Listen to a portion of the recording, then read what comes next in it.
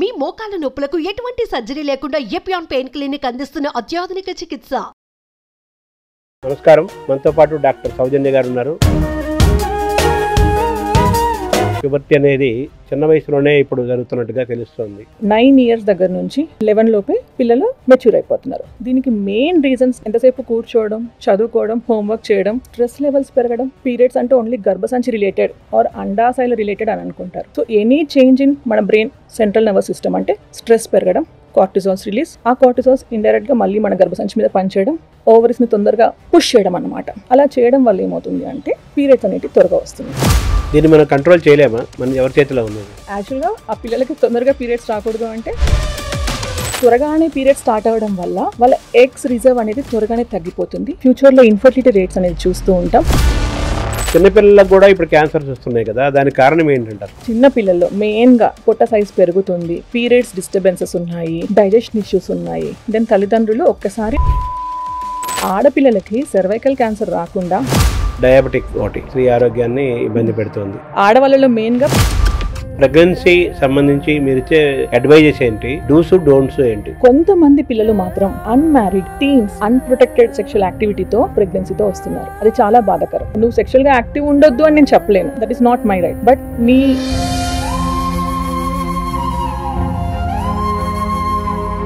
Pregnancies విషయంలో జరుగుతున్నది ఏంటి? ప్రెజెంట్ మీ దగ్గరకు వస్తున్న ఎక్కువ కేసులు ఎటువంటి కేసులు వస్తున్నాయి? రీసెంట్ గా ఒక పేషెంట్ అయితే 28 years కి మెనోపాజ్ వచ్చింది అంటే తను ఇంకా అన్మ్యారీడ్, పిల్లలు కాలేదు, ఎగ్ కౌంట్ లేదు, మొత్తం ఓవేరియన్ ఫెయిల్యూర్. తను 28 years నుంచే తన జీవితకాలం మొత్తం కూడా వితౌట్ పిల్లలు ఏదైనా పని చేసే ముందు కంపల్సరీ ఆలోచించాలి.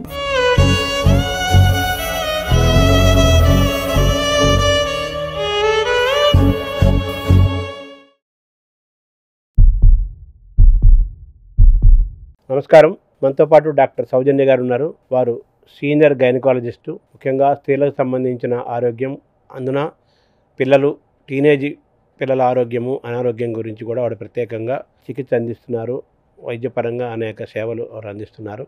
వారిని అడిగి ఉమెన్ హెల్త్లో ముఖ్యంగా టీనేజ్ దగ్గర నుంచి పెద్దవరకు, అంటే మెనర్క్ టు మెనోపాజ్ అంటారు, అంటే సుమారు 9-10 ఏళ్ల వయసు అప్పటి నుంచి 50 ఏళ్ల వయసు దాకా స్త్రీ ఆరోగ్యాన్ని ఏ విధంగా కాపాడుకోవాలి, స్త్రీ ఆరోగ్యానికి ఎదురుగా ఉన్న ఛాలెంజెస్ ఏంటి, ప్రస్తుతం ఉన్న లైఫ్ స్టైల్ నేపథ్యంలో ఎటువంటి కొత్త డిసీజెస్ వస్తున్నాయి, వీటిని ఎలా ఫేస్ చేయాలి, ఏం చేయకూడదు ఆరోగ్యాన్ని కాపాడుకోవడంలో, ఈ విషయాలన్నీ కూడా డాక్టర్ గారి ద్వారా తెలుసుకునే ప్రయత్నం చేద్దాం. నమస్తే డాక్టర్ గారు. నమస్కారం. ప్యూబర్టీ అనేది చిన్న వయసులోనే ఇప్పుడు జరుగుతున్నట్టుగా తెలుస్తోంది. దాన్ని ఎందుకు ఆ పరిస్థితి వచ్చింది? గతంలో అలా ఉండేది కాదు కదా, కనీసం 13 ఏళ్ళు 12 టీనేజ్లోనే ఉండేది. దీనికి కారణం ఏంటి? దీన్ని ఎలా చూడాలి? ఇందులో ప్లస్ మైనస్ని మనం ఎలా చర్చించుకోవాలి? ఇంతకుముందు మన పాతకాలంలో పెద్ద మనిషి అయింది అంటే ఒక ఆనందం ఇంట్లో. కానీ ఇప్పుడు పేరెంట్స్ ఎలా వస్తున్నారంటే క్లినిక్కి, మేడం మా పాప 10 ఏళ్ళు అయింది, తొందరగా పీరియడ్ స్టార్ట్ అయిపోతాయేమో అని ఒక భయంతో వస్తున్నారు. ఇది తరచుగా మేము చూస్తున్నదే. 8 years పాప, she started her periods. So ఆ ఫ్యామిలీకే కాదు, వాళ్ళ నియర్ బై రిలేటివ్స్కి, సరౌండింగ్స్ కమ్యూనిటీ వాళ్ళకి కూడా ఒక భయం ఉంటుంది, అరే ఆ పాప అయిందే మా పాప కూడా అలా అవుతుందేమో అనేసి. సో ఇది తరచుగా ఈ మధ్య చూస్తుంది. 9 years దగ్గర నుంచి 10-11 లోపే పిల్లలు మెచ్యూర్ అయిపోతున్నారు. దీనికి మెయిన్ రీజన్స్ని మనం హోలిస్టిక్గా చూసుకోవాలి. అంటే మన సిస్టమ్ మొత్తం డైల్యూటెడ్. లైక్ ఇంతకుముందు జాయింట్ ఫ్యామిలీస్ ఉండేవి, పిల్లల ఆలన పాలన, ఆటపాటలు అన్నీ అందరం కలిసి చూసుకునేవాళ్ళం. ఇప్పుడు ఏమవుతుంది, పేరెంట్స్ ఇద్దరు వర్కింగ్, పాప ఒక్కతే ఇంట్లో, సెడెంటరీ లైఫ్ స్టైల్, ఎంతసేపు కూర్చోవడం, చదువుకోవడం, హోంవర్క్ చేయడం ఆర్ సిస్టమ్ ముందు ఉండడం. This is the main thing, sedentary life style. And second thing, ఈ మధ్య పిల్లలు చెప్తున్నారు స్కూల్ నుంచి రాగానే హోంవర్క్స్ చేసుకుంటాం, ఇంటికి వచ్చాక టైం కూడా సరిపోవట్లేదు మాకు హోంవర్క్ చేయడానికి, మీరేమో ఆడుకోమని ఎలా చెప్తారు మేడం. సో ద థింగ్ ఏంటంటే వాళ్ళకు ఓవర్ బర్డెన్ అయిపోతున్నారు, ఓవర్ ప్రెషర్ అయిపోతుంది స్కూల్స్లో. ఆ stress levels, academic goals, not only from teachers, parents దగ్గర నుంచి కూడా కంపారిజన్స్. సో ఆ స్ట్రెస్ లెవెల్స్ పెరగడం, సెడెంటరీ లైఫ్ స్టైల్ ఉండడం, ఆటలు ఆడుకోకుండా ఉండడం, అండ్ ఎక్కువ జంక్ ఫుడ్స్. మనకి ఈజీగా అవైలబుల్ ఉండే బిస్కెట్స్, చాక్లెట్స్, పిజ్జాస్, బర్గర్స్, దీంట్లో అంతా కూడా stored food and mainly milk products ఎక్కువగా ఉంటాయి. చీజ్ కానివ్వండి, అండ్ టేస్టింగ్ ఏజెంట్స్ కానివ్వండి, ఆర్టిఫిషియల్ కలరింగ్ ఏజెంట్స్, ఇవన్నీ ఏం చేస్తున్నాయంటే మన ఎండోక్రైన్ సిస్టమ్ని, అందరూ ఏమనుకుంటారంటే పీరియడ్స్ అంటే ఓన్లీ గర్భసంచి రిలేటెడ్ ఆర్ అండాశయాల రిలేటెడ్ అని అనుకుంటారు. కానీ ఈ ఆర్గన్స్ అన్నీ కూడా మన బ్రెయిన్ నుంచి ప్రతి ఒక్క ఆర్గన్కి కనెక్టెడే ఉంటాయి. సో ఎనీ చేంజ్ ఇన్ మన బ్రెయిన్ సెంట్రల్ నర్వస్ సిస్టమ్ అంటే స్ట్రెస్ పెరగడం, కార్టిజాల్స్ రిలీజ్, ఆ కార్టిజాల్స్ ఇండైరెక్ట్గా మళ్ళీ మన గర్భసంచి మీద పనిచేయడం, ఓవరీస్ని తొందరగా పుష్ చేయడం అన్నమాట. అలా చేయడం వల్ల ఏమవుతుంది అంటే పీరియడ్స్ అనేవి త్వరగా వస్తుంది. అండ్ చాలా వరకు కోవిడ్ టైంలో ఏమైంది మనకి అంతా కూడా ఆన్లైన్ ఎడ్యుకేషన్ సిస్టమ్. సో ఎంతసేపు పిల్లలు ల్యాప్టాప్స్ ముందు స్క్రీన్స్ ముందు కూర్చోవడం, ఆ లైట్ ఎక్స్పోజర్ వల్ల మన బ్రెయిన్లో ఏదైతే ఒక గ్రంథి ఉంటుందో దాని నుంచి రిలీజ్ అయ్యే హార్మోన్స్ ద్వారా కూడా ఎర్లీ మెనార్కీ అనేది నోటీస్ అవుతుంది. సో తల్లిదండ్రులు భయపడాల్సిన అవసరం లేదు, కానీ జాగ్రత్తలు తీసుకోవాలి. తప్పకుండా తన పిల్లలు డైలీ అట్లీస్ట్ 1 hour స్కూల్ నుంచి వచ్చాక ఫిజికల్ యాక్టివిటీ అంటే any sort of activity, swimming, dancing or any games, cycling చేయడం ఇంట్లోనే ఏదో ఒకటి పిల్లలతో ఆటని ఎంకరేజ్ చేయాలి. సెకండ్ థింగ్, జంక్ ఫుడ్స్ని అస్సలు ఎంకరేజ్ చేయకండి. పిల్లలు అడిగితే ఏ పేరెంట్స్ నో చెప్పలేరు, కానీ కొంచెం స్ట్రిక్ట్గా ఉండి నో చెప్పడం అలవాటు చేసుకోవాలి. అదే హెల్తీ వేలో తయారు చేసి ఇవ్వడం కూడా మనం అలవాటు చేసుకోవాలి. అంటే ఈ ఉమెన్ యొక్క బయలాజికల్ నేచర్కి ఇది వ్యతిరేకంగా ఏమైనా ఉందా ఇలా అర్లీ ప్యూబర్టీ అనేది? చాలా ఎఫెక్ట్ చూపిస్తుంది. ఎందుకంటే త్వరగానే పీరియడ్ స్టార్ట్ అవ్వడం వల్ల వాళ్ళ ఎగ్స్ రిజర్వ్ అనేది త్వరగానే తగ్గిపోతుంది. ఫ్యూచర్లో ఇన్ఫర్టిలిటీ రేట్స్ అనేది చూస్తూ ఉంటాం. నాట్ ఓన్లీ ఇన్ఫర్టిలిటీ అండి, మెనోపాజ్ అనేది కూడా తొందరగా చూస్తూ ఉంటాం. లైక్ రీసెంట్గా ఒక పేషెంట్ అయితే 28 yearsకి మెనోపాజ్ వచ్చింది అంటే తను ఇంకా అన్మ్యారీడ్, పిల్లలు కాలేదు, ఎగ్ కౌంట్ లేదు, మొత్తం ఓవేరియన్ ఫెయిల్యూర్. సో తను 28 years నుంచే తన జీవితకాలం మొత్తం కూడా వితౌట్ హార్మోన్స్ గడపాలి. అది తన బోన్స్ మీద, తన హార్ట్ సిస్టమ్ మీద, తన బ్రెస్ట్ మీద, తన ఫ్యూచర్ ఫ్యామిలీ మీద కూడా చాలా ఎఫెక్ట్ చూపిస్తూ ఉంటుంది. పెళ్ళి, పిల్లలు ఒకే సెకండరీ అనుకున్నా తన ఓన్గా తను హ్యాపీగా అయితే లీవ్ చేయడం కొంచెం కష్టం అవుతుంది. ఎంతసేపు ఒళ్ళు వేడిగా అవడం, చెమటలు రావడం, చిరాకు, ఒళ్ళు నొప్పులు, 28 yearsకి కంప్లైంట్స్ డైజెస్ట్ చేసుకోవడం కష్టం. ఎర్లీగా పీరియడ్స్ రావడం వల్ల ఎగ్ కౌంట్ తగ్గిపోయి ఫ్యూచర్ ఫర్టిలిటీ రేట్స్, తన యొక్క ఫిజికల్ యాక్టివిటీ, తన యొక్క ఫుల్ బాడీ సిస్టమ్ మీద కూడా ఎఫెక్ట్ చాలా చూపిస్తూ ఉంటుంది. దీన్ని మనం కంట్రోల్ చేయలేమా? మన ఎవరి చేతిలో ఉంది ఇది? యాక్చువల్గా ఆ పిల్లలకి తొందరగా పీరియడ్స్ రాకూడదు అంటే పిల్లల చేతిలో ఉంటుంది, అట్ ద సేమ్ టైం తల్లిదండ్రుల చేతిలో కూడా ఉంటుంది. కొన్ని ఫుడ్, మెయిన్గా ఫుడ్ అండ్ ఫిజికల్ యాక్టివిటీ, ఇవి రెండు. అండ్ స్క్రీన్ ఎక్స్పోజర్ కూడా డైలీ 1 to 2 hours అంతకన్నా మించకూడదు స్క్రీన్ టైం. అది కూడా అకాడమిక్స్ కానివ్వండి, ఎక్స్ట్రా కరికులర్ యాక్టివిటీస్ కానివ్వండి. ఏముంది, మా పాప ట్యూషన్ అటెండ్ అవుతుంది కదా అని అంటారు. ట్యూషన్ అయినా స్కూల్ యాక్టివిటీస్ అయినా నాట్ మోర్ దాన్ 2 hours. దీన్ని కనుక మనం లిమిట్ చేసుకుంటే దీన్ని కొంతవరకు మనం నివారించవచ్చు. ఒక ఇండియాలోనే ఈ విధంగా ఉందా, లేకపోతే ప్రపంచంలో అన్ని చోట ఇదే పద్ధతి వస్తుందా? ఇండియాలో ఈ రేట్ ఇప్పుడు ఈ కాలంలో కొంచెం ఎక్కువ అవుతుంది. అండ్ కంపేర్ టు అదర్ కంట్రీస్లో కూడా వరల్డ్ వైడ్గా రేట్ పెరిగింది, కానీ మన ఇండియాలో కొంచెం ఎక్కువగా చూస్తూ ఉంటుంది. అంటే జనరల్గా American citizens early puberty, early marriages, early pregnancies అనేది American culture are American genetic నేచర్గా మనం మొన్నటి దాకా చూసేవాళ్ళం. అది ఇండియాలోకి ప్రవేశించడానికి కారణం ఇంకా ఏమేమి ఉన్నాయా? ఇప్పుడు మనం మాట్లాడుకునేవి కాకుండా ఇంకేదైనా ఉన్నాయా?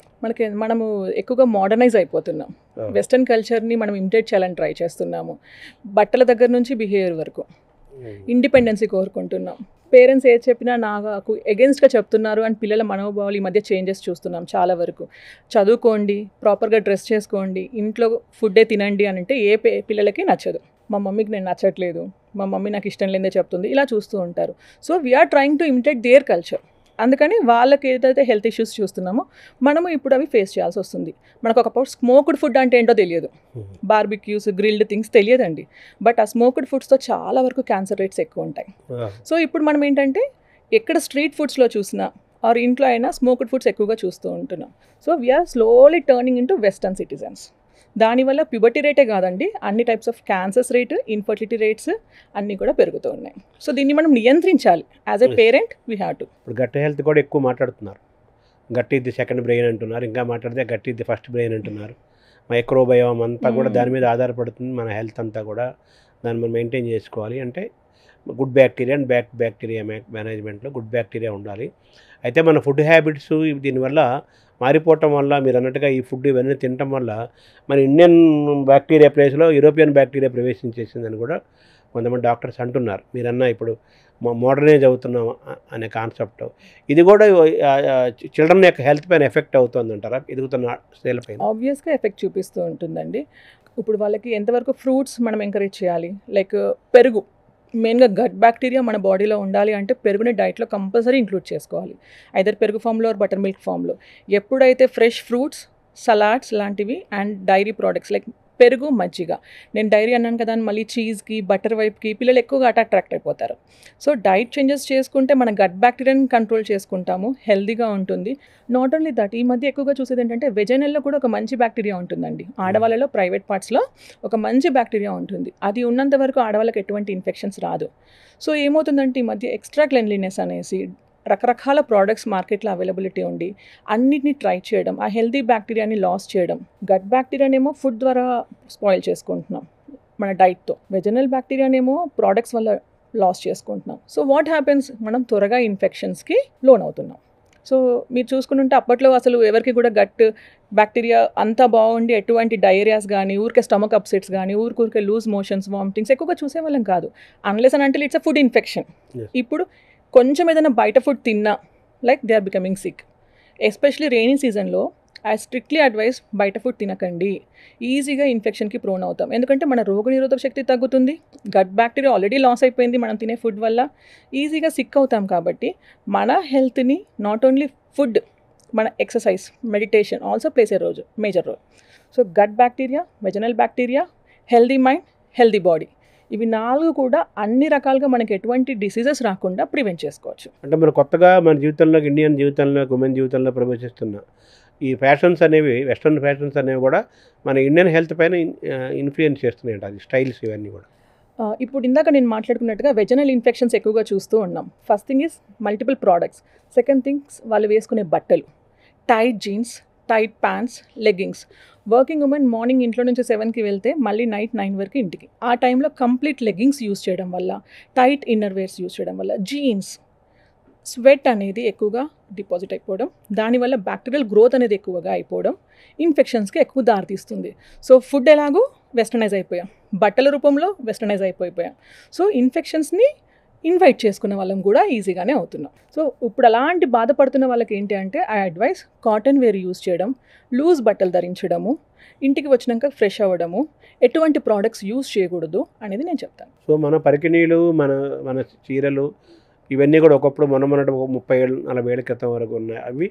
అవన్నీ కూడా హెల్త్ని మెయింటైన్ చేసేవి, ఇన్ఫెక్షన్స్కి గురి కాకుండా చేసేవి కదా. అవునండి, సైంటిఫిక్ హెల్త్ హైజీనిక్గా మాట్లాడుకోవాలంటే కంపల్సరీ నేను ఒప్పుకుంటాను. సో అవి కూడా రివైవ్ అవ్వాలి in addition to food and mental thinking. Western wear వేసుకోవద్దు అని కాదు, అట్ ద సేమ్ టైం మీకు కంఫర్ట్ చూసుకోవాలి, ఇలాంటి ప్రాబ్లమ్స్ రాకుండా చూసుకోవాలి. ఇప్పుడు జీన్స్ వేసుకోవద్దని నేను ఎవరిని జనరలైజ్ చేయలేను. ఆ వేసుకునేది కూడా కొంచెం వదులుగా లూజ్గా ఉండేవి, మీకు మరీ టైట్గా పట్టేసి ఉండకూడదు అనేది మాత్రం నేను చెప్తాను. ఒక్కొక్క ప్రాంతాల్లో ఆయా ప్రాంతం యొక్క శీతోష్ణ పరిస్థితులు దృష్టిలో పెట్టుకొని వాళ్ళు రకరకాల కాస్ట్యూమ్స్ వేసుకుంటారు. చలి ప్రాంతం అని ఒక రకము, ఎండ ఎక్కువ వేసుకుంటాం. సో మన భారతదేశం ముఖ్యంగా తెలుగు ప్రాంతంకి మన వాతావరణము, ఎండ, వేడి, చలి, వర్షాలు దీన్ని బట్టిగా మనకంటూ ఒక డిజైన్ చేసుకున్నాం మనం ఎన్నో వందల వేల సంవత్సరాల నుంచి. సో అది హైజీనిక్, అది హెల్త్ ఉంది అందులో. సో ఇప్పుడు మళ్ళీ అక్కడ మనం ఆ హెల్త్ని మళ్ళీ రివైవ్ చేసుకోవాలంటారు, అంతే కదా? అంతే, రివైవ్ చేసుకోవాలి, పాటించాలి, మనం జాగ్రత్తగా చూసుకోవాలి. ఈ చిన్నపిల్లలకు కూడా ఇప్పుడు క్యాన్సర్స్ వస్తున్నాయి కదా, దానికి కారణం ఏంటంటారు? చిన్నపిల్లలకు గైనకాలజికల్ క్యాన్సర్స్ అనేటివి కొన్ని రకాలు, అంటే అండాశయాల విధంగా మేము చూస్తూ ఉంటాం. కానీ ఆడవాళ్ళలో 40 దాటిన తర్వాత ఎక్కువగా చూసేది గర్భసంచి క్యాన్సర్స్, గర్భసంచి ముఖద్వారం అంటే సర్వైకల్ క్యాన్సర్స్, ఓవేరియన్ క్యాన్సర్స్ చూస్తూ ఉంటాం. చిన్నపిల్లల్లో మెయిన్గా 10 ఇయర్స్ నుంచి 18 ఇయర్స్ ఈ లోపు వాళ్ళకి పొట్ట ఏమన్నా ఉబ్బరంగా అనిపిస్తుంది, పొట్ట సైజ్ పెరుగుతుంది, పీరియడ్స్ డిస్టర్బెన్సెస్ ఉన్నాయి, డైజెషన్ ఇష్యూస్ ఉన్నాయి. దెన్ తల్లిదండ్రులు ఒక్కసారి అల్ట్రాసౌండ్ అంటే పొట్ట స్కాన్ చేసుకొని అండాశయాలకి ఏమన్నా గడ్డలు లాంటివి ఉన్నాయా, this is the main cancers మేము టీనేజ్ ఇష్యూస్లో చూస్తాం. అలా ఏదైనా ఉంటే సర్జరీ చేసేసి దాన్ని మనం నియంత్రించవచ్చు. వేరాస్ లేట్ ఏజెస్లో గర్భసంచి క్యాన్సర్స్ కానీ, సర్వైకల్ క్యాన్సర్స్ కానీ మనం ఒక సర్టన్ ఏజ్ అంటే ఎర్లీ ఏజెస్లో డయాగ్నోస్ చేసుకుంటే సర్జరీ ద్వారా ఆర్ చిన్న చిన్న థెరపీస్ వల్ల నియంత్రించవచ్చు. చాలామంది డాక్టర్ దగ్గరికి వెళ్తే ఏం చెప్తారో, ఏం బయటపడుతుందో అన్న భయంతోనే డాక్టర్ దగ్గరికి రారు. అది మొత్తం ముదిరిపోయి ఎండ్ స్టేజ్లో మేము ఏం చేయలేని పరిస్థితుల్లో కూడా వస్తూ ఉంటారు. అలాంటప్పుడు ఇంకా గ్రేడ్ 4 ప్రోగ్నోసిస్ పూర్ అంటే బాగాలేదు, 5 years సర్వైవల్ రేటు, సర్జరీ చేసిన ఇంతే అమ్మ రిజల్ట్స్ అని చెప్పాల్సిన పరిస్థితి వస్తుంది. అది చాలా బాధాకరం మాకు. అండ్ ఆడపిల్లలకి సర్వైకల్ క్యాన్సర్ రాకుండా వ్యాక్సిన్ అందుబాటులో ఉంది. ఈ వ్యాక్సిన్ని కనుక పిల్లలకి 15 సంవత్సరాల లోపు మనం ఇవ్వగలిగితే 99% క్యాన్సర్ రాకుండా ప్రొటెక్ట్ చేసిన వాళ్ళం అవుతాం. అన్లక్కీగా ఏంటంటే అది మన గవర్నమెంట్ వ్యాక్సిన్ ప్రోటోకాల్లో లేదు. But even now government is trying hard.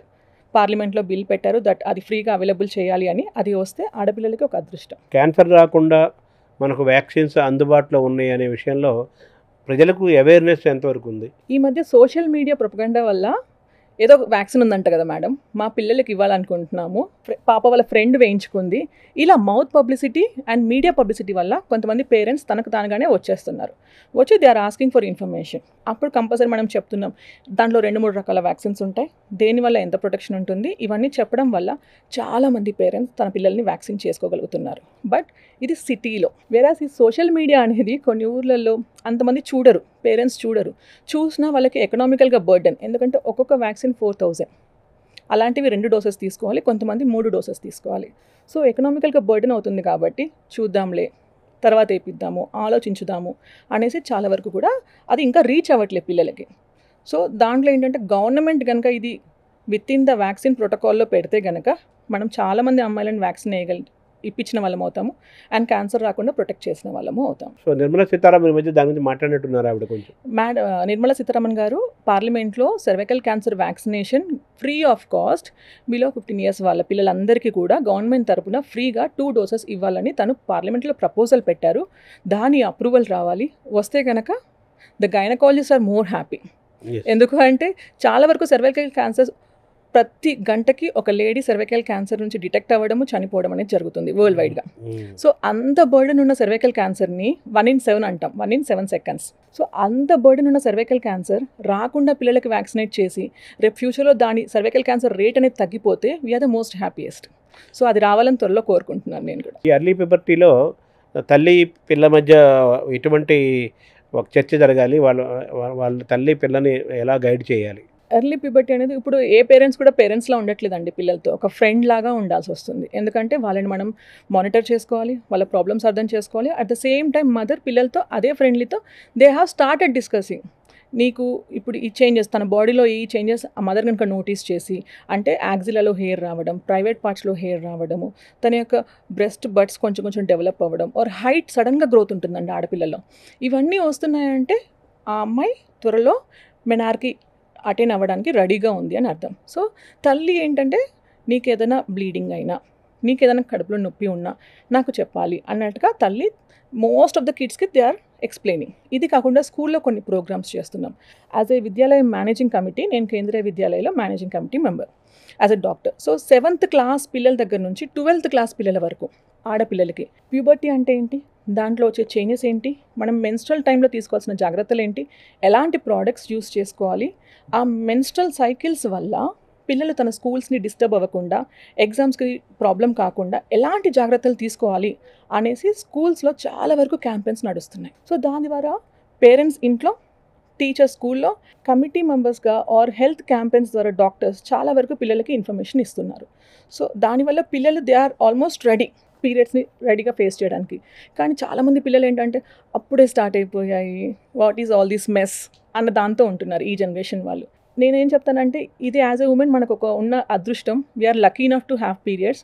దీన్ని కరెక్ట్ పద్ధతిలో మనం కనుక తీసుకుంటే we're ready to face it.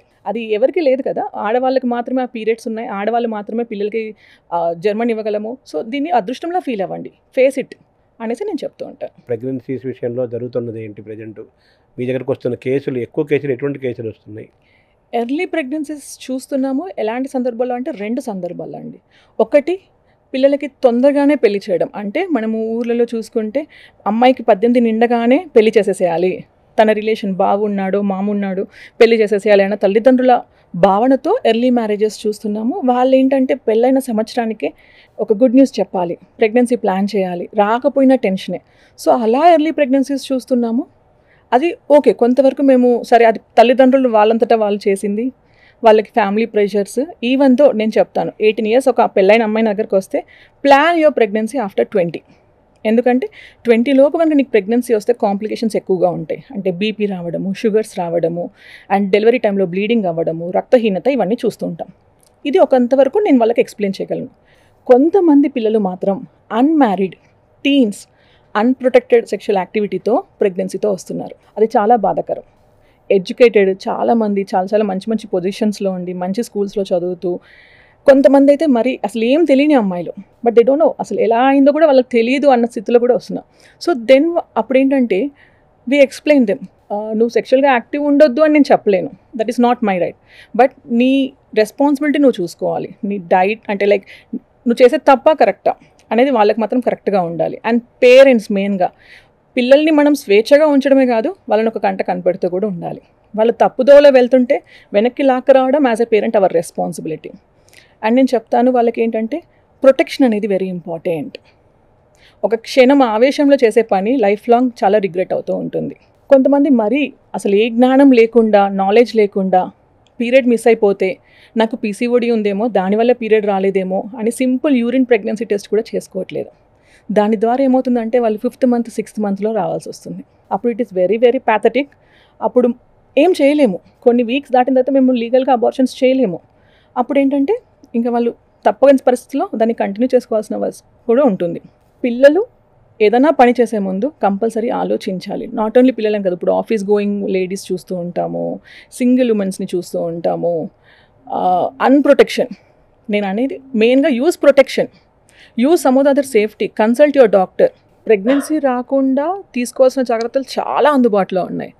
So ఎవరైతే సెక్షువల్గా యాక్టివ్ ఉండాలి, అది తప్పదు అని అనుకున్నప్పుడు డాక్టర్ని కన్సల్ట్ అయ్యి, అండ్ డాక్టర్ని కంపల్సరీ కన్సల్ట్ అవ్వాలి. చాలామంది అమ్మాయిలు ఏం చేస్తున్నారంటే ఫార్మసీస్కి డైరెక్ట్గా వెళ్ళడము, ఏదో ఒక ట్యాబ్లెట్ తీసుకోవడము, వేసేసుకోవడము, ఆ ప్రెగ్నెన్సీ పోయిందిలే అనుకోవడము. పిల్లల అమాయకత్వం ఎలా ఉంటుందంటే నేను పప్పాయ తినేసాను అయినా నాకు పీరియడ్ రాలేదు, ప్రెగ్నెన్సీ ఎలా ఉంది, ఇలాంటి క్వశ్చన్స్ అడుగుతూ ఉంటారనమాట. సో మీకు ఏదైనా తప్పు జరిగింది, ఎనీ ఛాన్స్ ఆఫ్ ప్రెగ్నెన్సీ అని అనుకున్నప్పుడు మాత్రం కంపల్సరీ డాక్టర్ దగ్గరికి వెళ్ళడంలో తప్పేం లేదండి. ఏ డాక్టర్ మిమ్మల్ని జడ్జ్ చేయరు, మీకు హెల్ప్ చేయాలనే చూస్తారు. అండ్ ఇలాంటివి మళ్ళీ మళ్ళీ రాకుండా కూడా జాగ్రత్తలు చెప్తాము. కానీ అన్నెసరీగా ఏదో మీకు తెలిసిన చిట్కాలు వాడడము అండ్ చిన్న మెడిసిన్స్తో అయ్యేదాన్ని ఆపరేషన్ వరకు తీసుకెళ్ళడం ఇట్స్ నాట్ గుడ్ అన్నమాట. 27 లోపు అసలు ప్రెగ్నెన్సీ వద్దు అంటున్నారు. ఆబ్వియస్గా అది హెల్త్కి మంచిది కాదు. ఎప్పుడు కానీ ఆడవాళ్ళు 25 years to 35 yearsలో తన ఫ్యామిలీని కంప్లీట్ చేసుకుంటే, అంటే పెళ్ళి, పిల్లలు, మీరు 1 baby అనుకుంటే 2 babies అనుకుంటే 35 yearsలో కంప్లీట్ చేసుకోవడం చాలా వరకు ఐడియల్. ఎందుకంటే ప్రెగ్నెన్సీ రావడంలో ఇబ్బందులు చూడడము, ప్రెగ్నెన్సీ వచ్చినా దాంట్లో కాంప్లికేషన్స్, అంటే మనం ఈ మధ్య ఎక్కువగా చూస్తూ ఉంటాం, మేడం ప్రెగ్నెన్సీలో బీపీ స్టార్ట్ అయిపోయిందంట, షుగర్ స్టార్ట్ అయిపోయిందంట, ఇది లైఫ్ లాంగ్ ఉంటుందా, థైరాయిడ్స్, అండ్ ప్రెగ్నెన్సీ టైంలో ఫిట్స్ వచ్చింది, అండ్ డెలివరీ టైంలోనే తల్లి మరణించింది, ఇలాంటి కొన్ని న్యూసెస్ చూస్తూ ఉంటాం. సో ఇవన్నీ ఏజ్ రిలేటెడ్ కాంప్లికేషన్స్ అనమాట. So who ever planning 25 to 35 is the ideal. A madam 35 తర్వాత నాకు పిల్లలు కారా మీరు అలా చెప్తున్నారు అని కొంతమంది కూడా అంటారు. 35 తర్వాత పిల్లలు కారని కాదండి, 40-45 వరకు కూడా పిల్లలు అవ్వచ్చు. బట్ న్యాచురల్గా అవ్వడం అనేది తగ్గిపోతూ ఉంటుంది. బికాస్ ఆడవాళ్ళలో ఎగ్ కౌంట్ అనేది పుట్టుకతోనే డిసైడ్ అయిపోతుంది, వన్స్ తగ్గిపోతూ ఉంటుంది. ఏజ్ పెరగడం, ఎగ్ కౌంట్ తగ్గడం, ఛాన్స్ ఆఫ్ ప్రెగ్నెన్సీ కూడా తగ్గడం. ప్రెగ్నెన్సీ నంబర్ అనే కాదు, ఎగ్ నంబర్ అనే కాదు, క్వాలిటీ. మనం చిన్నప్పుడు ఎంత ఆడుతూ పాడుతూ ఉంటామో as age gross on study pressure, work pressure, family pressure, ఇలా అన్నీ పెరుగుతూనే ఉంటాయి. సో ఆబ్వియస్గా ఎగ్ క్వాలిటీ కూడా తగ్గుతుంది. వచ్చే బేబీస్ హెల్తీగా ఉంటారా, జెనెటిక్ ప్రాబ్లమ్స్ ఉంటాయా, ఇవన్నీ కూడా రిస్క్ పెరుగుతుంది. కాబట్టి 25 to 35 is the ideal time period. యూజువల్గా మేము ఏం చెప్తాము, పెళ్ళైన 1 year వరకు భార్యాభర్తలు ఒక దగ్గరే ఉన్నారు, వితౌట్ ఎనీ ప్రొటెక్షన్ సెక్షువల్గా యాక్టివ్ ఉంటున్నారు, అయినా ప్రెగ్నెన్సీ రాలేదు అంటే ఆ కపుల్ని ఇన్ఫర్టైల్ కపుల్ అని ట్రీట్మెంట్ ఇస్తాం. ఇది ఏజ్ <35 ఉన్న వాళ్ళకి. If women more than 35 age ఉన్న వాళ్ళకి మేము 1 year వెయిట్ చేయమండి. మ్యారేజ్ అయింది 6 months, వాళ్ళు ట్రై చేశారు బట్ అవ్వలేదు, 6 months అయినా సరే వీ విల్ సీ ఎక్కడ ప్రాబ్లం ఉంది, హస్బెండ్లోనా, వైఫ్లోనా, లేదా వాళ్ళు పాటించే మెథడ్స్లోనా, ఎందులో ప్రాబ్లం ఉంది. సో 35 తర్వాత అయితే కంపల్సరీ ఏదో ఒక ప్రాబ్లం ఉంటుంది, or ఉండకపోవచ్చు, స్ట్రెస్ వల్లే క్వాలిటీ తక్కువ ఉండొచ్చు కూడా. బట్ అందుకని 35 లోపు పిల్లల్ని ప్లాన్ చేసుకొని ఫ్యామిలీ కంప్లీట్ చేసుకోవడం ఈజ్ ఐడియల్. సో ప్రెగ్నెన్సీ సంబంధించి మీరు ఇచ్చే అడ్వైజెస్ ఏంటి, డూస్ డోంట్స్ ఏంటి? ప్రీ ప్రెగ్నెన్సీ కౌన్సిలింగ్స్, ఇది చాలామంది ఈ మధ్య సోషల్ మీడియా అవేర్నెస్తో they are directly walking in. Madam మాకు పెళ్ళై 2 years అయింది, నౌ వీఆర్ ప్లానింగ్, ఏమైనా టెస్ట్లు చేయించుకోవాలా. అది విన్నప్పుడు మేము చాలా హ్యాపీ ఫీల్ అవుతాం, వాళ్ళంతటా వాళ్ళు డైరెక్ట్గా వాకిన్ అవ్వడం. సో అలాంటి వాళ్ళకి నేను చెప్పేది ఏంటంటే, ఈవెన్ మీరు ఇద్దరు వర్కింగ్ ఉన్నా సరే ఇద్దరి హార్మోన్ లెవెల్స్ ఎలా ఉన్నాయి, అంటే థైరాయిడ్స్ కానివ్వండి, షుగర్స్ కానివ్వండి, కొన్ని సందర్భంలో మేనరికం పెళ్ళిళ్ళు ఉంటాయి, వాళ్ళ family side some of the other health issues, పిల్లల్లో కొంతమందికి సికిల్ సెల్, థాలసీమియా, ఇలాంటి కొన్ని చూస్తూ ఉంటాం. అలా ఈ ఇద్దరిలో ఏమన్నా ఉన్నాయా అని కొన్ని బ్లడ్ టెస్ట్లు ఉంటాయి. ఇవన్నీ చూసుకొని వాళ్ళ హైట్, వెయిట్, ఒకవేళ ఆ లేడీ కనుక ఓవర్ వెయిట్ ఉంది, then you are planning weight లాస్కి కూడా ట్రై చేయండి సైమల్టేనియస్గా. అలానే ప్రెగ్నెన్సీ పోస్ట్ పోన్ చేయమని కాదు, ఏదో ఒక వాకింగ్ ఎక్సర్సైజెస్ స్టార్ట్ చేసుకొని డైట్ని కొంచెం మోడిఫై చేసుకొని వెయిట్ లాస్తో పాటు ప్రెగ్నెన్సీ ప్లాన్ చేయండి అని. ఈ మధ్య చూస్తుంది ఏంటంటే ఇలా వచ్చినప్పుడు ఊరికే మేము టెస్ట్లు రాస్తాం, sugar and thyroid, sugars detect అవుతున్నాయి. ఆ అమ్మాయికి అరౌండ్ 10 HbA1c 10 ఉండడం, డయాబెటిక్గా ఉండడం. అలాంటి టైంలో వాళ్ళు ప్రెగ్నెన్సీ ప్లాన్ చేసుకుంటే పుట్టే బేబీస్లో కొన్ని అనామలీస్ చూస్తూ ఉంటాం, అవకతవకలు అనేటివి. సో వాళ్ళకి ఫస్ట్ ఏం చెప్తాము అంటే షుగర్స్ని కంట్రోల్లో తెచ్చుకోండి, మెడిసిన్స్ యూస్ చేయండి. వన్స్ HbA1c less than 7 ఉంది, యూ కెన్ హ్యాపీలీ ప్లాన్. ఇది అంతవరకు ఆ లేడీకి బెటర్. ప్రెగ్నెన్సీ వచ్చిన తర్వాత షుగర్ ఎక్కువ ఉందమ్మా, అబార్షన్కి వెళ్ళండి, బేబీకి అవకతవకలు ఉండొచ్చు, ఉన్నాయి అని స్కాన్స్లో మేము చూసి చెప్పిన దానికన్నా ముందే కంట్రోల్లో పెట్టుకొని planning for pregnancy is very good. So ప్రెగ్నెన్సీలో pre pregnancy counselling is very very important. Second thing, pregnancy confirm అయింది. చాలామంది మా అమ్మ వాళ్ళు, అత్తయ్య వాళ్ళు 4 నెలల్లో చెకప్కి వెళ్ళమన్నారు, 3 నెలల వరకు స్కాన్ చేయొద్దంట మేడం అని అంటూ ఉంటారు. దీంట్లో మనం 2 ఇంపార్టెంట్ ఫ్యాక్టర్స్ మిస్ అవుతాం. First thing, scan. అల్ట్రాసౌండ్ చేసి ప్రెగ్నెన్సీ కన్ఫర్మ్ అయిన తర్వాత బేబీ ఎక్కడ లొకేట్ అయింది, గర్భసంచిలో ఉందా లేదా పక్కన ఏమైనా ట్యూబ్స్లో ఉందా, దాని ట్యూబ్స్లో ఉండడం, ఓవరీలో ఉండడాన్ని ఎక్టోపిక్ ప్రెగ్నెన్సీస్ అంటాం. ఇది లైఫ్ డేంజర్. మనం స్కాన్లో డిటెక్ట్ చేయకుండా ఆ లేడీ సడన్గా బ్లీడింగ్ అని, కడుపు నొప్పి అని, స్పృహ కోల్పోయి ఎమర్జెన్సీ సిచ్యువేషన్స్లో వస్తూ ఉంటారు. అదేంటమ్మా ప్రెగ్నెన్సీ కన్ఫర్మ్ అయ్యి 2 months 3 months అయినా ఎందుకు స్కాన్ చేయించలేదంటే ఇంట్లో వాళ్ళు ఇలా అన్నారు అంటారు. So first thing, scan miss అవుతాం. Second thing, the important hormones అంటే థైరాయిడ్స్ ఎలా ఉన్నాయి, షుగర్స్ ఎలా ఉన్నాయి, తన రక్తం పర్సంటేజ్ ఎలా ఉంది, ఇలాంటి బేసిక్ టెస్ట్ని మనం మిస్ అవుతాం. సో ప్రెగ్నెన్సీ యూరిన్ టెస్ట్ ఇంట్లో కన్ఫర్మ్ అయింది, వెంటనే డాక్టర్ దగ్గరికి కన్సల్ట్ అయ్యి తగిన టెస్ట్లు, అల్ట్రాసౌండ్, మెడిసిన్స్ వాడడం better. And folic acid very very important అండి. ఫోలిక్ యాసిడ్ డెఫిషియన్సీ ఉంటే కనుక బేబీకి నరాలు అంటే న్యూరల్ ట్యూబ్ డిఫెక్ట్స్ అనేవి ఎక్కువగా చూస్తూ ఉంటాం. కొంతమందికి తల ఫామ్ అవ్వలేదని, బ్రెయిన్ ఫామ్ అవ్వలేదని 4 నెలల అబార్షన్కి వెళ్ళాలని చెప్తూ ఉంటాం. So folic acid is very important. First checkup. Next thing ఏంటంటే డాక్టర్ చెప్పిన టెస్ట్లు చెప్పిన టైంకి చేయించుకోవడం, మంత్లీ చెకప్స్కి వెళ్ళడము, ఫిజికల్గా యాక్టివ్. అంటే ప్రెగ్నెన్సీ వచ్చింది కదా అమ్మాయి, ఇంకా బెడ్ రెస్ట్ ఉండొచ్చు, నేను ఏ పని చేయకుండా ఉండొచ్చు, ఇలా చాలామంది ఆడవాళ్ళని మేము చూస్తూ ఉన్నాం. ప్రెగ్నెన్సీ న్యాచురల్ థింగ్, దాన్ని ఏదో నాకు సిక్ అయిపోయాను అన్నట్టుగా బెడ్ రెస్ట్లు అది తీసుకోవడం కరెక్ట్ కాదు. అది ఫ్యూచర్ మీకు డెలివరీ టైంలో చాలా ఇంపాక్ట్ చూపిస్తుంది. ఇన్ కేస్ మీకు ఏదైనా కాంప్లికేషన్ ఉంది, బ్లీడింగ్ అవుతుంది, ద్వారం చిన్నగా ఉంది, మాయ కిందికి ఉంది, ఇలాంటి సందర్భంలో యాజ్ ఎ డాక్టర్ మేమే చెప్తాం రెస్ట్లో ఉండాలి, ట్రావెలింగ్స్ చేయకూడదు అనేసి. When it is a natural and healthy pregnancy, చక్కగా diet, healthy food life style అలవాటు చేస్తూ ఎక్సర్సైజ్ చేసుకోవడం, ఇంట్లో పనులు చేసుకోవడము, మెంటలీ యాక్టివ్గా ఉండడం. అంటే ఎంతసేపు గ్యాడ్జెట్స్, టీవీస్, ఫోన్స్ చూస్తూ కాకుండా బుక్స్ చదవడము, తనకు ఏదైతే హాబీస్ ఉన్నాయి, లైక్ కొంతమందికి పెయింటింగ్ ఇష్టం, మ్యూజిక్ ఇష్టం, అలాంటివి ఫాలో అవ్వడము. రెడీ ఫర్ లేబర్ అంటే న్యాచురల్ బర్త్ని ఎంకరేజ్ చేస్తూ ఫిజికల్గా యాక్టివ్ ఉంటూ చెప్పిన ఎక్సర్సైజ్ని టైంకి ఫాలో అయిపోయి డెలివరీ టైంకి రెడీగా ఉండడం. అండ్ చాలా వరకు డెలివరీ తర్వాత చాలామంది వాళ్ళ లైఫ్ని నెగ్లెక్ట్ చేస్తారు.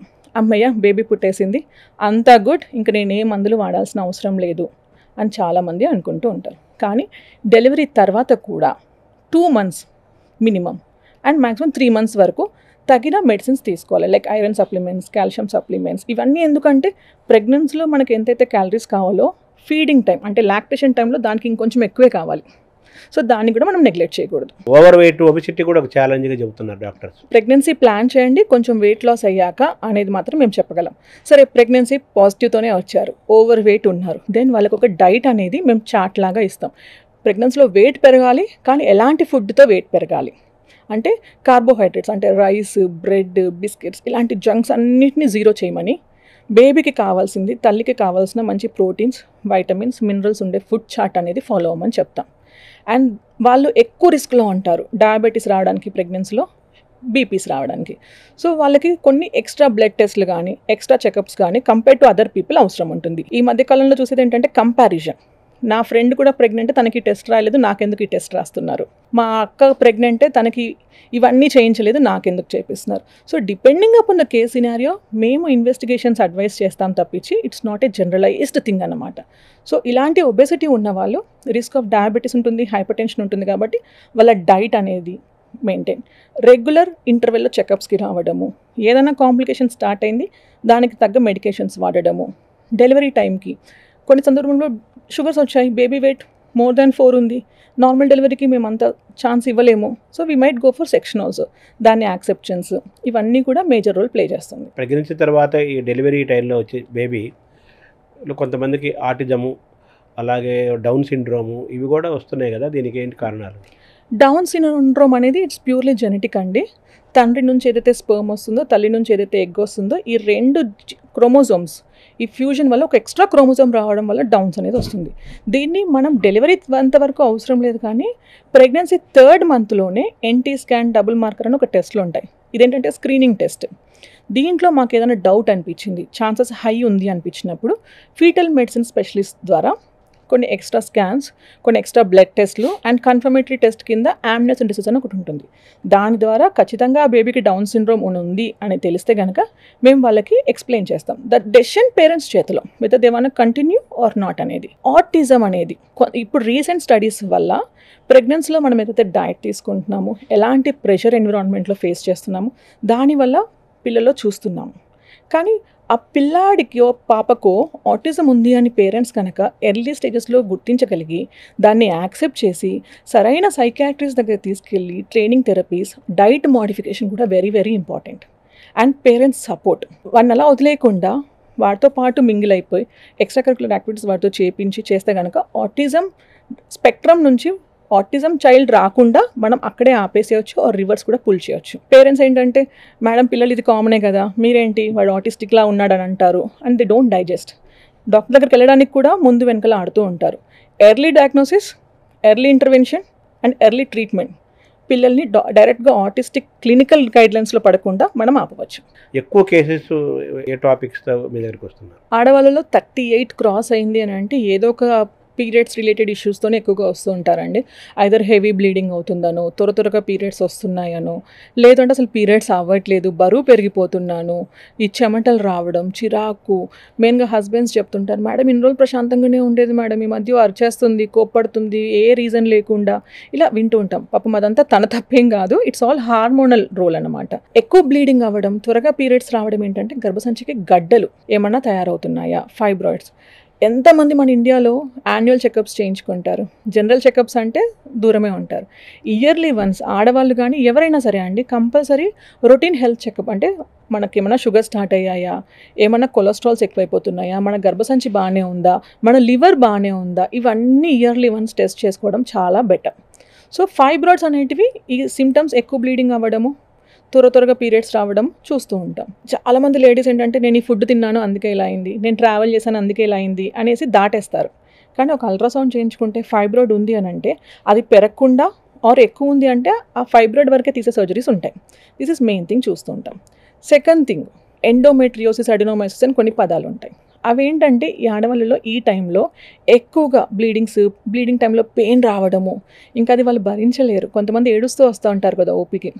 సో ఎర్లీగా మనం డయాగ్నోస్ చేసేసి చిన్న సర్జరీయో చిన్న మెడికేషన్తోనే మనం దాన్ని కంట్రోల్ చేయొచ్చు. ఒకప్పుడు గైనిక్ ప్రాబ్లం అంటే గర్భసంచి తీసేయడమే solution. But now science has advanced. ఒక చిన్న లూప్ అనే ఇన్స్ట్రుమెంట్ ఉంటుందండి, మిరీనా. It's a miracle. అది కనుక గర్భసంచిలో మనం ప్లేస్ చేస్తే 5 years వరకు ఆడవాళ్ళకి బ్లీడింగ్ ఇబ్బందులు లేకుండా మనం కాపాడగలం. సో ఒక ఏ లేడీకి కూడా తన గర్భసంచిని తీసేయడం అంటే కొంచెం painful, they don't accept. So ఈ ఒక్క చిన్న ఇన్స్ట్రుమెంట్తోని పీరియడ్స్ రాకుండా, బ్లీడింగ్ ఎక్కువ కాకుండా, తన గర్భసంచిని తీయకుండా ఒక చిన్న మిరకలే కదా. సో అందుకని మిరీనా అనే ఒక లూప్ ఉంటుంది. నెక్స్ట్ మెనోపాజ్ వచ్చేసింది, సరే 42కో 43కో మెనోపాజ్ వచ్చేసింది. ఆ టైంలో తను తీసుకోవాల్సిన జాగ్రత్తలు ఏంటి, ఫుడ్ ఎలా తీసుకోవాలి, ఎలాంటి మెడికేషన్స్ వాడాలి, ఇలాంటి ఒక మెనోపాజల్ క్లినిక్స్ అని, మెనోపాజల్ థెరపీస్ అని చాలా ఉంటాయి. వాళ్ళకి ఏం చెప్తామంటే ఎంతసేపు కాటన్ దుస్తులు ధరించాలి, డైలీ 1/2 hour కంపల్సరీ వాకింగ్ చేయాలి, తీసుకునే ఫుడ్లో టీ కాఫీస్ని వీలైనంత వరకు తగ్గించాలి, మజిల్ స్ట్రెంథనింగ్ ఎక్సర్సైజెస్. చాలా వరకు మన పేరెంట్స్ని చూస్తాం, నేను వాకింగ్ చేస్తానమ్మా. వాకింగ్ చేయడం ఎంత ఇంపార్టెంటో చిన్న చిన్న వెయిట్స్ ట్రైనింగ్, అంటే మన మజిల్ పవర్ని కూడా పెంచుకోవడం very important in the menopause. And calcium అనేది మన బాడీలో అబ్జర్వ్ అవ్వదండి. చాలామంది నేను రాగి జావ తాగుతాను, పాలు తాగుతాను, కోడిగుడ్డు తింటాను, వెరీ గుడ్. కానీ మన బాడీలో ఈస్ట్రోజన్ అనే హార్మోన్ ఉండదు మెనోపాజ్ తర్వాత. సో కాల్షియం అబ్జార్ప్షన్ అనేది తగ్గిపోతుంది. సో కొంచెం కాల్షియం సప్లిమెంట్స్ వాడుతూ ఉండడము, ఇలాంటివి చేస్తూ ఉండాలి. పోస్ట్ మెనోపాజ్ని ఎలా చూడాలి? మెనోపాజ్ ఎప్పుడు అంటాము? నార్మల్గా ఒక లేడీకి 1 year పాటు పీరియడ్స్ అనేది రాలేదు, దెన్ ఆవిడ్ని మనం మెనోపాజ్ గ్రూప్లో పెడతాం. సో అమ్మాయి నాకు పీరియడ్స్ ఆగిపోయాయి అన్న హ్యాపీనెస్లో ఉన్నప్పుడు, తర్వాత ఎప్పుడో అప్పుడు బ్లీడింగ్ స్టార్ట్ అయింది, ఆర్ స్పాటింగ్ స్టార్ట్ అయింది, దీన్ని అసలు నెగ్లెక్ట్ చేయకూడదు. అప్పుడు పోస్ట్ మెనోపాజల్ బ్లీడింగ్ అనేది ఆ ఆడవాళ్ళకి కొంచెం హెల్త్ ప్రాబ్లం ఉంది అన్నట్టు. గర్భసంచి స్కాన్ చూసుకొని లోపల పొర ఎంత ఉంది, అది 3 mm ఉండాలి. ఒకవేళ 3 mm కన్నా ఎక్కువ ఉంది అని అంటే అది ఏమైనా హార్మోన్స్ వల్ల వాపు ఉందా లేదా ఏమైనా క్యాన్సర్ స్టార్ట్ అవుతుందా అనేది వెరీ ఇంపార్టెంట్. అలా కనుక ఏదైనా ఉంటే చిన్న టెస్ట్ ఎండోమెట్రియల్ బయాప్సీ అని ఉంటుంది, అది చేసుకొని ఓన్లీ హార్మోన్స్ ప్రభావం అనుకుంటే ఎవ్రీ 6 months స్కాన్ చేసుకోవడము, డాక్టర్ని కన్సల్ట్ అవ్వడం సరిపోతుంది. ఏదైనా క్యాన్సర్ లాగా అని కనుక డిటెక్ట్ అయితే గర్భసంచి సర్జరీ చేయించుకోవాలి. సో పోస్ట్ మెనోపాజల్ బ్లీడింగ్ని అసలు నెగ్లెక్ట్ చేయకూడదు. కొంతమందికి ముందన్ని నార్మల్ డెలివరీస్ ఉంటాయి. మెనోపాజ్లో ఏమవుతుందంటే గర్భసంచి లూజ్ అయిపోయి కిందికి జారుతుంది, దాన్ని ప్రొలాప్స్ అంటాం. అలాంటివి కూడా నెగ్లెక్ట్ చేయకుండా అలా ఏదైనా అనిపిస్తే దాన్ని హిస్టెక్టమీ చేయడం, ప్రొలాప్స్ని తీసేసేయడం, అంటే గర్భసంచిని తీసేయడము చాలా వరకు వాళ్ళకి రిలీఫ్ ఉంటుంది. అంటే దాని మీద పుండ్లు కాకుండా, యూరిన్ ఇబ్బందులు కాకుండా, మోషన్కి వెళ్ళే దారం ఇబ్బంది కాకుండా ప్రివెంట్ చేసిన వాళ్ళం అవుతాం. సో ఈ బ్లడ్ అనేది మెనోపాజ్ తర్వాత ఆగిపోతుంటారా ఎక్కువ మందికి? మెనోపాజ్ అంటేనే బ్లీడింగ్ అనేది ఆగిపోవడము. సో మెనోపాజ్ తర్వాత బ్లీడింగ్ రావడం ఈజ్ నాట్ గుడ్. సో దాన్ని మనం జాగ్రత్తగానే చూసుకోవాలి. అబ్నార్మల్ అది తక్కువ మందికి ఉంటుంది. తక్కువ మందికి ఉంటుంది. చాలామంది లేడీస్ చేసే మిస్టేక్ ఏంటంటే దాన్ని ఏదో ఒక దానికి కంపేర్ చేసుకోవడం. అంటే ఇది ప్రాబ్లం అని కాకుండా నేను ఈ మధ్య బస్ జర్నీ చేశాను మేడం అందుకు అయిందేమో, వేడి వస్తువు తిన్నాను అందుకు అయింది, చాలామంది చెప్పేది చికెన్ తిన్నాను మేడం బ్లీడింగ్ అయింది. సో ఇట్స్ ఓకే, మీరు అనుకున్నది ఓకే, కానీ ఒక్కసారి స్కాన్ చేసేసుకొని అంతా బాగుందా మనం చూసేసుకుంటే 100% ప్రశాంతంగా మీరు ఉంటారు, ఫ్యామిలీ కూడా ఫ్రీగా ఉంటారు. ఆడవాళ్ళు మెయిన్గా వాళ్ళ హెల్త్ని నెగ్లెక్ట్ చేస్తారు. ఇంట్లో వాళ్ళకి ఏదైనా ఉందంటే పదని పరిగెత్తిస్తారు తప్పించి, వాళ్ళకి ఏదైనా హెల్త్ ఇష్యూ అనుకోండి 2 రోజులు చూద్దాంలే సెట్ అవుతుంది తగ్గిపోతుందేమోలే. చాలామంది వాళ్ళ పిల్లలు తీసుకొస్తున్నారండి. That is I'm very happy. అబ్బాయో అమ్మాయో, మేడం మా అమ్మ ఇంట్లేదు మేడం చూడండి ఒకసారి అని వాళ్ళు తీసుకొస్తున్నారు. I'm happy to see them. Menopause తర్వాత స్త్రీ యొక్క హెల్త్ పరమైన ఇబ్బందులు తగ్గిపోయినట్టు భావించాలా, ఎలా చూడాలి? తగ్గిపోవడం కాదండి, ఇంకా చెప్పాలంటే కొంచెం పెరుగుతూ ఉంది. మెనోపాజ్ అనేది మన బాడీలో ఈస్ట్రోజన్ హార్మోన్ లేకపోతే ఏంటి, వాళ్ళకి ఎంత ఏసీలో కూర్చున్నా ఒళ్ళంతా వేడిగా అనిపిస్తుంది, అది కొంచెం కష్టం. చెమటలు రావడం. సెకండ్ థింగ్, ఒళ్ళంతా వీక్, ఏ తిన్నా డైజెస్ట్ అవ్వదు. మోషన్ కంట్రోల్, యూరిన్ కంట్రోల్లో కూడా కొంచెం ఇబ్బందులు ఫేస్ చేస్తూ ఉంటారు. దీనికి తగిన ట్రీట్మెంట్స్తో, తగిన లైఫ్ స్టైల్ చేంజెస్తో మనం ప్రివెంట్ చేసుకోవడం బెటర్. కానీ అమ్మయ్య పీరియడ్స్ అయిపోయాయి హ్యాపీగా ఉన్నాను అని అనుకోవడానికి లేదు. చాలా వరకు మీరు చూస్తుంటే ఫ్రాక్చర్స్ అనేటివి ఓల్డ్ పీపుల్ ఎక్కువ చూస్తాం. లేడీస్లో చిన్నగా ఇలా జారి పడ్డాము ఫ్రాక్చర్ అయిపోతుంది. That is because lack of calcium తీసుకోమని అనుకోండి, వాళ్ళు ఎందుకు మేడం నేను అన్ని ఫుడ్ బాగానే తింటున్నాను కదా అంటారు. ద థింగ్ ఈజ్ మెనోపాజ్ వల్ల కాల్షియం అబ్జార్ప్షన్ ఉండదు. సో నువ్వు తీసుకోవాలి, తప్పదు కొన్ని రోజుల వరకు అనేసి చెప్పాలి. డయాబెటిక్ ఒకటి, అది కూడా స్త్రీ ఆరోగ్యాన్ని ఇబ్బంది పెడుతుంది. ఈ మధ్య ఇంజక్షన్లు వచ్చాయి, ఇంజక్షన్ వేసుకుంటే డయాబెటీస్ రాదు పోతుందని అంటున్నారు కదా, అది ఏంటి మేడం? అది ఎంతవరకు కరెక్ట్? ఇంజక్షన్ వేసుకుంటే డయాబెటీస్ రాదని కాదండి, ఆడవాళ్ళలో మెయిన్గా పీసీఓడితో డయాబెటీస్ వచ్చే ఛాన్సెస్ ఎక్కువగా ఉన్నాయి, మెటబాలిక్ సిండ్రోమ్స్. సో ఓవర్ వెయిట్ని తగ్గించడానికి, డయాబెటీస్ రాకుండా ప్రివెంట్ చేయడానికి ఇంజెక్షన్స్ మార్కెట్లోకి వస్తున్నాయి. సో సింపుల్, మీరు చాలా ఒబేస్ ఉన్నారు, ఎంత ఎక్సర్సైజ్ చేసినా వెయిట్ తగ్గట్లేదు, ఎంత డైట్ చేసినా తగ్గట్లేదు, దానివల్ల మీ హెల్త్ ప్రాబ్లమ్స్ అవుతున్నాయి, ఫ్యామిలీ ప్లాన్ అంటే పిల్లల్ని కనాలి అనుకుంటున్నారు బట్ వెయిట్ లాస్ అవ్వట్లేదు, ఇలాంటి వాటిల్లో అండర్ ఎండోక్రైనాలజిస్ట్ సూపర్విజనే. ఏదో సోషల్ మీడియాలో చూసాం నా ఫ్రెండ్ వాడింది ఇలా కాకుండా డాక్టర్ పర్యవేక్షణలో కొన్ని ఇంజెక్షన్స్ వాడి మీరు వెయిట్ లాస్కి కనుక ప్లాన్ చేసుకుంటే డయాబెటీస్ రాకుండా ప్రివెంట్ చేసుకోవచ్చు. పీసీఓడి ఎందుకు వస్తుంది? ఓవర్ వెయిట్ ఎందుకు వస్తుంది? Insulin resistance. ఇదంతా ఒక సైకిల్. మనం చక్రం అంటాం చూడండి, అందులో ఒక చక్రంలో తిరుగుతున్నట్టే ఓవర్ వెయిట్ వల్ల డయాబెటీస్ ఛాన్సెస్ ఉంటుంది, ఓవర్ వెయిట్ వల్ల పీసీఓడి ఛాన్సెస్ ఉంటుంది. సో ఒక ఓవర్ వెయిట్ని మనం కంట్రోల్ చేసుకుంటే పీసీఓడి తగ్గిపోతుంది, షుగర్స్ త్వరగా వచ్చే ఛాన్సెస్ తగ్గిపోతూ ఉంటుంది. మెయిన్గా పీసీఓడి అని చాలా వింటూ ఉంటాం. దీనికి మెయిన్ ఇన్సులిన్ రెసిస్టెన్స్ అనే పదం. అంటే బాడీలో ఇన్సులిన్ రిలీజ్ అవుతుంది కానీ అది పని చేయదు. అబ్రివేషన్ చెప్పండి. PCOD polycystic ovarian disease. PCOD ఏంటంటే పాలిసిస్టిక్ ఓవేరియన్ డిసీజ్, అంటే మన ఓవరీస్లో చిన్న చిన్న నీటి బుడగలు ఉండడాన్ని పీసీఓడి అంటాం. పీసీఓఎస్ అంటే పాలిసిస్టిక్ ఓవేరియన్ సిండ్రోమ్. పీసీఓడితో పాటు మనకి ఎర్లీ ఏజెస్లోనే డయాబెటీస్, హార్ట్ ప్రాబ్లమ్స్, ఇవి కార్డియాక్ ప్రాబ్లమ్స్, ఇవన్నీ రావడాన్ని సిండ్రోమ్గా చేస్తామన్నమాట. సో పీసీఓడి ఉంది అనేది మనము ఒక క్రైటీరియా ఉంటుంది, రోటర్డామ్స్ క్రైటీరియా అని.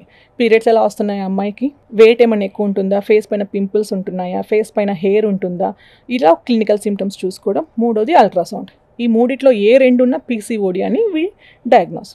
దీని ద్వారా త్వరగానే తనకి షుగర్స్ వచ్చేసాయి, ఆర్ కొలెస్ట్రాల్స్ లెవెల్ పెరిగిపోతున్నాయి, హార్ట్ ఇష్యూస్ వస్తున్నాయి, వి లేబుల్ హియర్ అండ్ పీసీఓఎస్. ఏదైనా ముఖ్య కారణం ఓవర్ వెయిట్, ఇన్సులిన్ రెసిస్టెన్స్ అన్నమాట. అంతే. ఈ ఓవర్ వెయిట్ మళ్ళీ కారణాలు లైఫ్ స్టైల్. అంతే కదా. అంతే. ఇన్సులిన్ రెసిస్టెన్స్ని తగ్గించాలి అని అంటే మనం ఫుడ్లో కార్బోహైడ్రేట్స్ని తగ్గించాలి. మన సౌత్ ఇండియన్స్ ఏంటంటే మనకు అన్నం తినంది కడుపు నిండినట్టుగా ఉండదు. అన్నం తినొద్దని నేను ఎప్పుడు చెప్పను. ఆ క్వాంటిటీని తగ్గించుకోవాలి. ఒక ప్లేట్లో 1/4 రైస్ ఉందా, హాఫ్ కర్రీ ఉండాలి, రిమైనింగ్ 1/4 సలాడ్స్ ఉండాలి.